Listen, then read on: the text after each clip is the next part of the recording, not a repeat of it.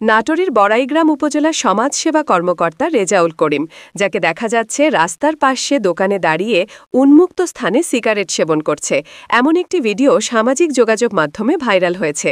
সেই ভাইরাল পোস্টে লেখা রয়েছে, অফিসের সকল কার্যক্রম বন্ধ রেখে অফিসে তালা লাগিয়ে এভাবেই প্রকাশ্যে সিগারেট সেবন করছেন উপজেলা সমাজসেবা কর্মকর্তা রেজাউল করিম।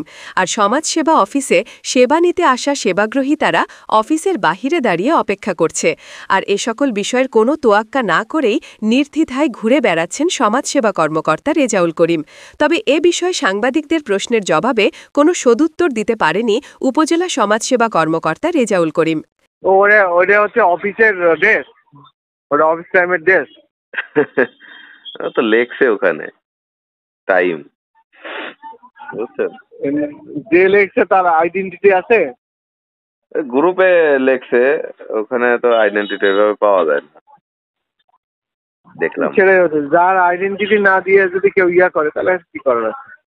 এই ঘটনায় জনমনে ক্ষোভের সৃষ্টি হয়েছে, আর এই ভিডিও ও পোস্টের সঠিক ব্যাখ্যা চেয়েছেন নেটিজেনরা।